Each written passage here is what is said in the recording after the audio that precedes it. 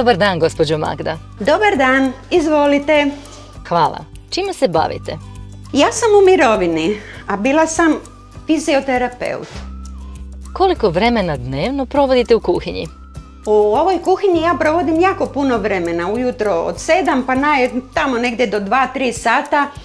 A inače ova kuhinja je s namještajem ima i tu imamo specifičnu podjelu jer je to potkrovlje, pa je tu trebalo malo više organizirati se da bi sve stalo.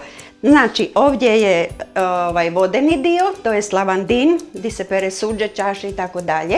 Ovdje imamo stol za ručavanje, a ovdje nam je pečica, štednjak i sve to koje imaju jako veliku funkciju, to jest ovo mi je zgodno što se ne moram saginjati, nego mogu iz ravnog položaja otvarati i gledati šta se dešava unutra. Kuhinja je važno mjesto u svakom domu. Koje se sve aktivnosti odvijaju u vašoj kuhinji? U mojoj kuhinji se od ujutra već odvijaju različite aktivnosti, najprije doručak, onda je priprema za ručak, nakon toga kuhanje, ručak, nas troje za stolom i osim toga tu ja čitam. Isto tako se igram sa svojim unukom, farbamo, bojamo u stvari, svak svoju bojanku. Tako da je koristim na više načina. Što vašu kuhinju čini funkcionalnom? Moju kuhinju čini funkcionalnom ova prekrasna rerna koja je u podignutom položaju, da se ja ne moram više saginjati kao što sam to radila nekada. Osim toga ovdje je jedan praktični isto tako šparhet.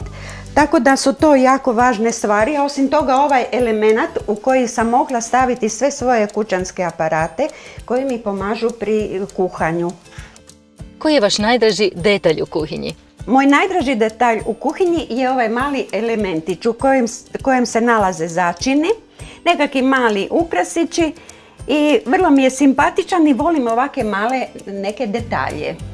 Koji savjet biste podijelili s nama za bolje povezivanje članova obitelji? Ma kao što sam rekla, najbolje i najljepše je kad se familija, odnosno obitelj, nađe okupljena oko stola, gdje se priča, veseli, jede, zabavlja i to je najveća sreća koja može biti. Puno vam hvala. Molim. Mima, pravi osjećaj doma.